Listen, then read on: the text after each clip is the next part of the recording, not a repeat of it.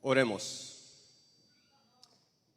Amado Padre, le damos gracias, Señor, por su compañía, por sus bendiciones, por tenernos paciencia, por amarnos como nos ama, por cuidarnos como nos cuida. Amado Padre, que en esta tarde su Santo Espíritu pueda llenar este lugar y que no quede espacio para otra cosa más que a pensar en usted, para que su nombre sea glorificado y honrado. Apodérese de mí, Señor, que sea su palabra y quite aquellas cosas que yo pueda decir que puedan ser piedra de tropiezo. Y al contrario, Padre, que su nombre sea glorificado. En el nombre de Jesús. Amén. Como saben, vivimos en un mundo difícil, en un mundo en el que nos presenta todos los días desafíos, un mundo donde si usted prende la televisión, si usted va al internet, encuentra mayormente noticias tristes, mayormente noticias desagradables, noticias que nos llevan a preocuparnos y por ende a estresarnos, porque muchas veces, aunque no queramos, nuestra mente se va llenando de esas cosas negativas que a la larga nos va convirtiendo en personas negativas. El personaje o la historia que voy a contar al principio, este personaje, un hombre muy inteligente, muy famoso, un actor muy famoso, un hombre que todo el mundo lo admiraba, un hombre el cual todo el mundo podía verlo y tenía una personalidad que atraía, una personalidad que usted quería verlo. Sus ojos azules se asemejaban al mar, al azul del mar. Su sonrisa podía cautivar a cualquier persona. Muchos de nosotros nos reímos, disfrutamos de su forma de actuar. Un hombre al que no le faltaba nada, un hombre que tenía una familia, tenía dinero, tenía fama, tenía todo. Mas sin embargo, un día 11 de agosto del 2014, los diarios, los noticieros empiezan entre lágrimas a escribir, a decir: Robin Williams se ha suicidado. Y ahora viene la pregunta, ¿por qué? ¿Por qué un hombre al que no le falta nada? ¿Por qué un hombre que tiene todo en su vida, todo aquello que un ser humano pueda desear, todo aquello que un ser humano pueda soñar, y viene y se quita la vida? ¿Qué pasa allí en el interior? ¿Qué hay atrás de esa sonrisa muchas veces? ¿Qué hay atrás de esa generosidad que muchas veces mostramos a los demás? Robin Williams es solo un ejemplo, pero si vamos a las estadísticas, nos daremos cuenta que cada 40 segundos una persona se suicida en el mundo. Es decir, hoy se habrán suicidado más o menos 3.200 personas. Y esto es solamente aquellos que lo alcanzan, aquellos que logran consumar aquello que decidieron hacer. Pero según las estadísticas, hay una gran mayoría que lo intentan, pero no lo logran. Y hay otra más inmensa mayoría que ni siquiera tienen el valor de intentarlo, pero lo piensan. Y es ahí donde tal vez muchos de nosotros entramos en esa lista. Porque yo alguna vez en mi vida he pensado en quitarme la vida. Porque esas experiencias que muchas veces la vida nos ha ido dejando, tal vez cuando estábamos pequeños, tal vez en el transcurso de nuestros años, aquellas decepciones, aquellas tristezas, aquellas cosas que nos van guiando hacia un rincón donde no vemos salida. Un rincón donde si no conocemos de Dios, donde si no conocemos la palabra de Dios, donde si no conocemos que hay un Dios que nos ama y que nos tiene en tan alto valor, llegamos a hacer lo que nadie quiere que hagamos. Y la pregunta vuelve, ¿cómo una persona que tiene todo aparentemente, una persona que tiene una sonrisa que se ve tan natural, una persona que puede penetrar a los demás de esa felicidad, pero sin embargo hay un mundo interior que se derrumba? Y esto es lo que me preocupa. Me preocupa porque cuando leo en las estadísticas me doy cuenta de que no nomás es la gente de afuera, la gente que no conoce a Dios. El problema es que hay pastores que se suicidan. El problema es que hay líderes espirituales que se suicidan. El problema es que hay miembros como nosotros que se suicidan. Y esto no es nada nuevo. Si vamos a la historia, podemos encontrar en la Biblia tantas historias de personas que no lo hicieron, pero lo pensaron. Personas que se cansaron de la vida. Podemos, a lo que quiero llegar es el hecho de que cómo entender, cómo encontrar la llave o cómo encontrar la solución para que eso no suceda en nuestra vida, para que eso no suceda a nuestro alrededor. Porque es el problema, que estamos en este mundo donde estamos contaminados por todo lado. Y se puede llegar un momento donde podamos estar en una circunstancia que aparentemente no veamos la salida. Nuestros hijos pueden estar pensándolo. Nuestra pareja, nuestros amigos, nuestros hermanos pueden estar pensándolo. Conocí una pareja muy joven, tenían más o menos unos 25 años. Se casan, tan enamorados, como 4 años de novios. Se conocieron bien, se casaron, vivían tan felices, les iba bien, los dos trabajaban muy bien, no les faltaba nada. Pero ya un día aparece la muchacha muerta, se suicidó. De pronto, allá como nomás la enterró en realidad y se fue supuestamente para su casa, y aparece el muchacho también muerto. ¿Por qué? ¿Qué hay ahí adentro de nosotros muchas veces que nos debilita tanto, que nos va llevando a tomar ese tipo de determinaciones? Y lo que me asusta también es que las estadísticas dicen que la mayoría de las personas que lo hacen o que lo piensan o que lo intentan son entre los 15 y los 30 años. Y esto me preocupa. Porque miramos jóvenes que están en su cuarto, aparentemente están tranquilos, saludables, los miramos, platicamos con ellos, muchas veces ellos están en su mundo, tal vez están en su internet, nosotros estamos tranquilos durmiendo en nuestro cuarto, pensando que ellos están bien, mientras ellos están en ese mundo oscuro del internet, donde están expuestos a tantas cosas, a tantos peligros. El bullying, por ejemplo, es uno de ellos. Una de las mayores razones por las que las personas hacen esto es el bullying. Muchas veces una sola palabra que le digamos a nuestros hijos, les afecta, y no nomás les afecta en el momento. Qué bueno fuera que en ese momento les afectara y se les borra, pero el problema es que les queda grabado como una mancha, como un tumor ahí adentro, que a la larga ese tumor se volverá un cáncer que nos llevará a tomar decisiones equivocadas. Tal vez seremos personas demasiado tímidas, tal vez seremos personas que tendrán miedo a relacionarse con otros por una simple palabra, por un descuido de nosotros como padres o de nosotros como adultos. Entonces es un problema serio, es un problema complicado. Yo no soy psicólogo, no soy especialista en el tema, pero no necesito serlo para entender cuán grande es este problema. No necesito serlo para entender de que necesitamos hacer algo en nuestra vida diaria, como iglesia, como amigos, como padres. Necesitamos hacer algo, porque es un problema serio. Vamos a Salmos 69. Leeremos los primeros versículos. Salmos 69 nos dice así: Sálvame, oh Dios, porque las aguas han entrado hasta el alma. Estoy hundido en cieno profundo donde no hay pie. He venido a abismos de aguas y la corriente me ha anegado. Cansado estoy de llamar, mi garganta se ha enronquecido.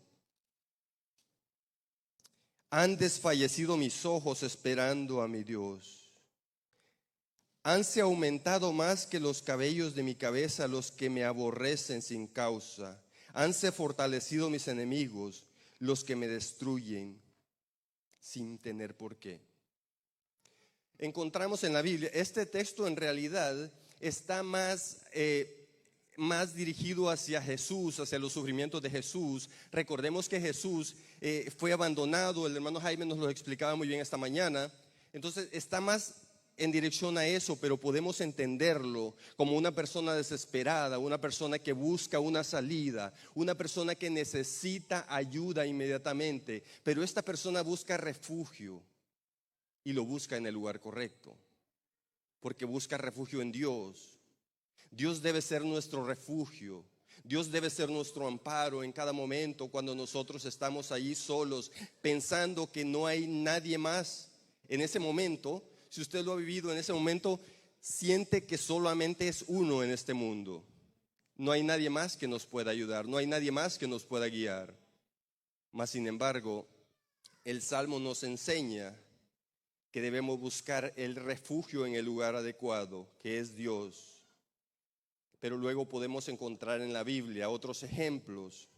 Podemos encontrar otros ejemplos. Me llama la atención el hecho de que Robin Williams, antes de matarse, él deja ciertos mensajes en algunas partes de su casa, papelitos, con mensajes. Uno de ellos decía, es hora de irse.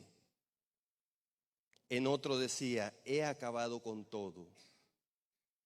Y cuando leo esto de que he acabado con todo, me recuerda lo que dice Pablo. Podemos ver un contraste entre una persona que conoce de Dios, que está a punto de morir, y otra persona que tal vez no conoció de Dios y está a punto de morir. Mientras él dice, he acabado con todo, Pablo dice, he acabado la buena batalla, con entusiasmo, con alegría. ¿Se imaginan ustedes lo triste que es para una persona que está a punto de morir, pero muere sin esperanza? Sin la esperanza de un día levantarse, resucitar y ver a sus seres amados, ver a su familia. Y por otro lado, una persona que cierra sus ojos por última vez, pero sabe que cuando Jesús venga lo levantará. Que cuando Jesús venga será levantado y podrá vivir para siempre por la eternidad. Eso es lo que me maravilla cuando podemos, que el hecho de ser cristianos, el hecho de un día haber llegado y conocer la Biblia, la gran ventaja, la gran alegría, la gran felicidad, el gran hecho de saber que aunque muramos hoy, mañana resucitaremos. Aunque vivamos sin nada, aunque estemos muriéndonos por la pobreza, por la tristeza, por los desengaños, por lo que se venga, pero tenemos esa esperanza de que un día Dios nos levantará. Y saber que aunque estemos como estemos, Dios está a nuestro lado. No le podemos ver, pero le podemos sentir. Podemos saber que Él nunca nos va a abandonar, que para Él tenemos un valor inmenso, que para Dios no somos uno más en este mundo. Eso es maravilloso. Vale la pena soñar en eso, vale la pena pensar en eso. Vale la pena reconocer a un Dios todopoderoso que estará con nosotros. Y ahora vemos otros personajes también en la Biblia. Vemos, por ejemplo, el caso de Elías. Para citar un poco el contexto que ustedes ya conocen, Elías ha batallado con los profetas de Baal. Él es un hombre de tanta fe y lleno del Espíritu Santo que puede incluso poner un sacrificio y llamar a Dios y Dios consume su sacrificio, mientras que el enemigo no lo puede hacer. Pero sin embargo, después de un triunfo, después de una batalla ganada, después de ver el milagro maravilloso que Dios había hecho a través de él, pero el hombre se siente triste, se siente desesperado, se siente decepcionado. Y lo podemos ver en Primera de Reyes 19. Vamos a Primera de Reyes 19. Primera de Reyes 19, vamos a leer desde el 1 hasta el 4, ya conociendo el contexto. Y Acab dio la nueva a Jezabel de todo lo que Elías había hecho, de cómo había muerto a cuchillo a todos los profetas. Entonces envió Jezabel a Elías un mensajero diciendo: así me hagan los dioses, así me añadan, si mañana a estas horas ya no habrá puesto tu persona como la de uno de ellos. En pocas palabras, mañana estarás muerto a estas horas. Viendo pues el peligro, levantóse y fuese por salvar su vida, y vino a Berseba, que es en Judá, y dejó allí a su criado. Y él se fue por el desierto un día de camino, y vino y sentóse debajo de un enebro, y deseando morirse dijo: baste ya, oh Jehová, quita mi alma, que yo no soy mejor que mis padres. Elías, aquel hombre fuerte, aquel hombre vencedor, lleno del Espíritu Santo, en ese momento se sintió solo. Siente que Dios le ha abandonado. Siente que no hay esperanza para él. En ese momento siente que Jezabel es más fuerte, que Jezabel lo matará. Ahora vamos a ver otro ejemplo. Ahora vamos a ir a Eclesiastés 2:10. Eclesiastés.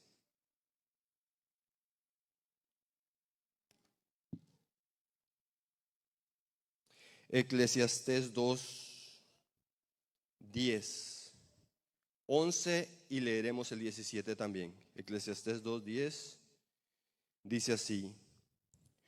Es Salomón. Recordemos la historia de Salomón. Salomón es un hombre que al principio de su vida, al principio de su carrera, al principio de su reinado, es un hombre que está lleno del Espíritu Santo, es el hombre más sabio de la tierra, es el mejor rey del mundo. Mas sin embargo, se llega un momento donde él cambia su camino y se desvía completamente. Y es ahí donde Salomón escribe. 10. No negué a mis ojos ninguna cosa que desearan, ni aparté mi corazón de placer alguno, porque mi corazón gozó de todo mi trabajo, y esta fue mi parte de toda mi faena. Miré yo luego todas las obras que habían hecho mis manos, y el trabajo que tomé para hacerlas. Y he aquí, todo era vanidad y aflicción de espíritu, y no hay provecho debajo del sol. Ahora nos dice en el versículo 17, para saltarnos un poco: aborrecí por tanto la vida, porque la obra que se hace debajo del sol me era fastidiosa, por cuanto todo es vanidad y aflicción de espíritu. Salomón, aquel hombre que un día habla con Dios y Dios le da todo lo que le pide, es más, le da más de lo que le pide. Salomón, aquel hombre que era el más sabio de la tierra, en este momento desea morirse. Lo que quiero es que encontremos un paralelo entre las dos personas, entre lo que es Elías y ahora lo que es Salomón. Elías, el siervo de Dios fiel, el siervo de Dios que siempre camina al lado de Dios, aquel que siempre cree en Dios, que siempre confía en Dios, que no se aparta, pero que duda. Este puede representarse por usted o por mí. Ahora encontramos a Salomón, aquel que sí se desvía, aquel que sí se aparta de Dios y con más razón ahora siente deseos de morirse. Aquí se puede representar usted o me puedo representar yo también. Dos tipos de personas. El uno que es fiel pero tiene un momento de dificultad, de tristeza, de soledad. El otro que se alejó, que en este momento aparentemente no tiene esperanzas. Podemos ver las dos páginas, los dos dibujos. ¿Esto qué nos indica? Esto nos quiere decir que a cualquiera de nosotros nos puede pasar. Cualquiera de nosotros puede tener este tipo de problemas. Ahora, volviendo otra vez a Salmos, a lo que leíamos, me llama la atención el lenguaje que usa. El lenguaje que usa, porque está bien interesante. El hecho de que dice: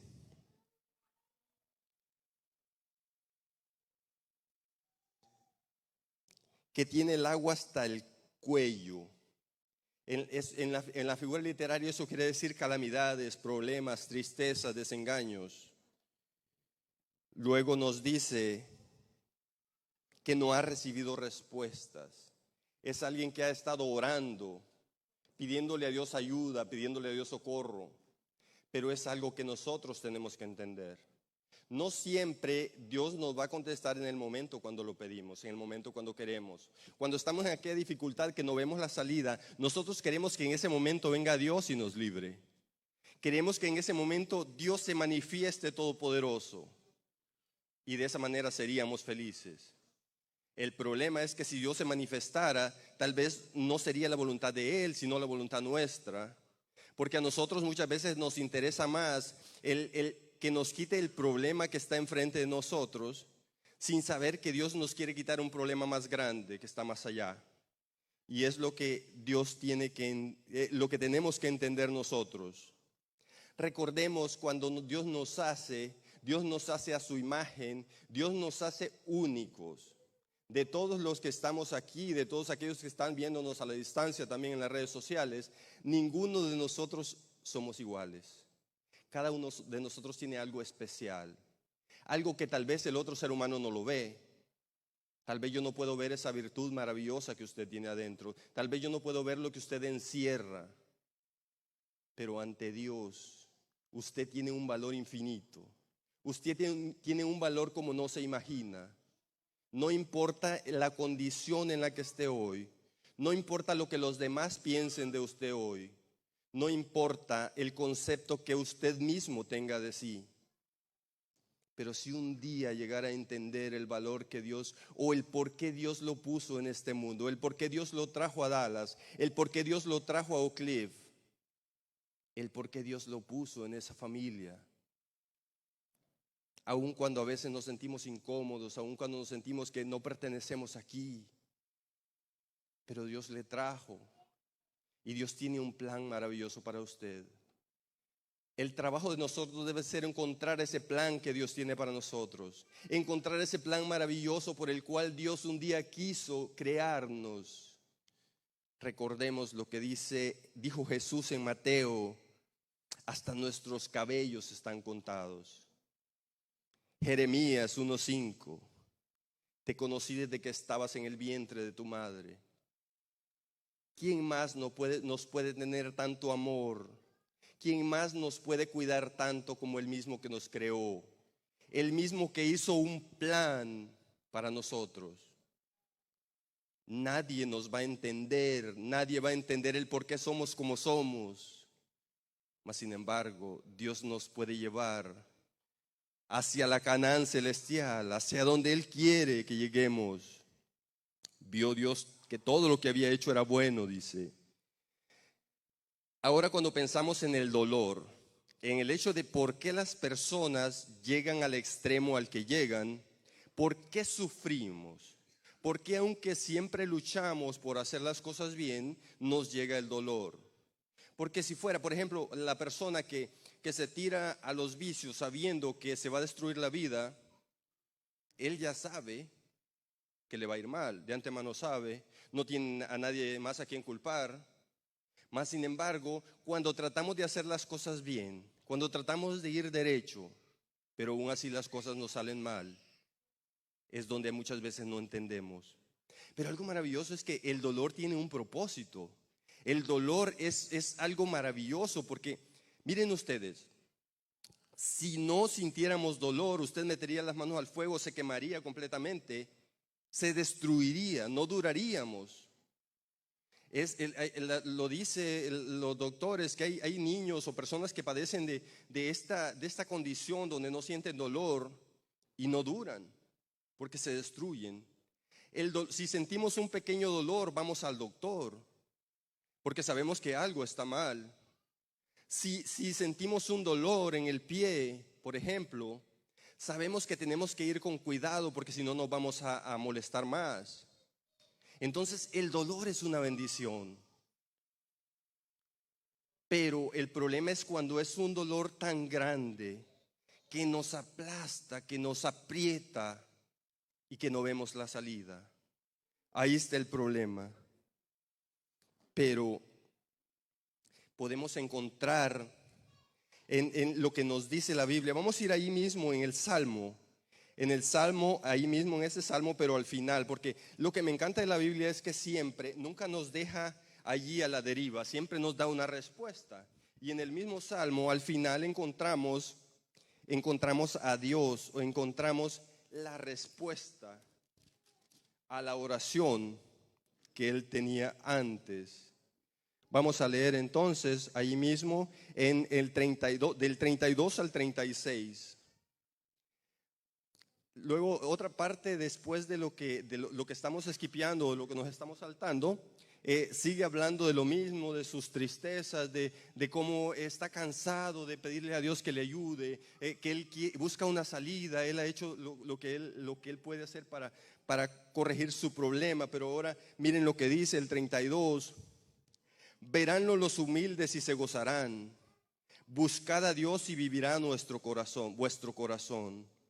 Porque Jehová oye a los menesterosos, o Jehová oye a los humildes, a los pobres, a los de limpio corazón. Y no menosprecia a sus prisioneros. Alábenlo los cielos y la tierra, los mares y todo lo que se mueve en ellos. Porque Dios guardará a Sión y reedificará las ciudades de Judá. Y habitarán allí y la poseerán, y la simiente de sus siervos la heredará. Y los que aman su nombre habitarán en ella. Dios dándonos esperanza. Dios diciéndonos que aunque estemos llamando y que aparentemente no encontremos respuesta, la respuesta vendrá. Y la respuesta no vendrá para parchar un espacio de nuestra vida. La respuesta vendrá para llenar nuestra vida, para regalarnos eternidad. Yo no sé cuáles son sus traumas, yo no sé cuáles son sus necesidades, yo no sé cuáles son sus enemigos interiores. Yo sí le puedo decir que yo he tenido muchos y sigo teniendo muchos. Recuerdo que cuando yo estaba pequeño y me portaba mal y mi mamá me daba con el cinto, yo me iba al monte, me alejaba y según yo me iba al monte y me estaba allá y mi mamá me iba a ir a buscar, pidiéndome perdón, tal vez. Pero el problema es que me estaba allá y nunca me iba a buscar, entonces al rato se me pasaba y regresaba otra vez a la casa. Pero el punto aquí es de que mientras en esos momentos de decepción aparente, en esos momentos cuando me castigaba mi mamá, yo pensaba que era porque no me quería, pensaba que era porque había algo mal en mí, me culpaba a mí mismo y sentía deseos de morir. Muchas veces recuerdo, si usted creció en rancho, usted sabe lo que significa. Cuando uno hacía sus casitas de ramas en el monte, yo me iba al monte, hacía mi casita, el techo se lo hacía de hojas de maguey. Ustedes saben que las hojas de maguey son así. Entonces pone una arriba y otra abajo, entonces el agua no se mete. Yo hacía mi casita y según yo iba a vivir allá alejado de mi mamá, pero sin embargo me daba hambre y tenía que regresar a la casa. Entonces, yo no sé cuáles son sus traumas, yo no sé cuáles han sido sus experiencias en la vida. Yo solo sé que todos nosotros las hemos tenido. Hay algo ahí adentro que hace falta muchas veces. El secreto está en Dios. Pero como adventistas, hermanos, nuestro problema no es que nos falten sermones. Nuestro problema no es que nos falte conocimiento de la Biblia. Conocemos la Biblia, escuchamos sermones los sábados, 2 sermones sábado, miércoles y luego los otros que escuchamos durante la semana. Pero el problema es que muchas veces esos sermones entran por aquí, salen por aquí. Si esos sermones acrecentan nuestra fe, gloria a Dios. Si esos sermones son más que conocimiento y los llevamos a la práctica y podemos conocer ese Dios maravilloso, nuestra vida será diferente. Pero más allá de los sermones necesitamos la práctica. Solamente puedo decirle hoy, Dios tiene planes para su vida. Dios en usted ve más que un ser humano. Dios ve en usted un candidato al reino de los cielos. Oremos. Amado Padre, le damos gracias, Padre, por tantas cosas, esa esperanza maravillosa que usted nos deja en su palabra. Por su cariño, su amor, sus ángeles, su Santo Espíritu que se manifiestan en cada momento. Y cuando estamos allí tristes, derrotados, aparentemente revolcados en el piso, usted viene y nos levanta. Gracias, Padre, porque usted permitió que no hiciéramos realidad esos malos pensamientos de nuestra mente. Libre nuestros hijos, nuestras parejas, esposas, esposos, amigos, hermanos, padres. Y amado Dios, que si un día descansamos sea porque usted así lo quiere. Bendito Dios, líbrenos del mal y acompáñenos hasta siempre, en el nombre de Jesús. Amén.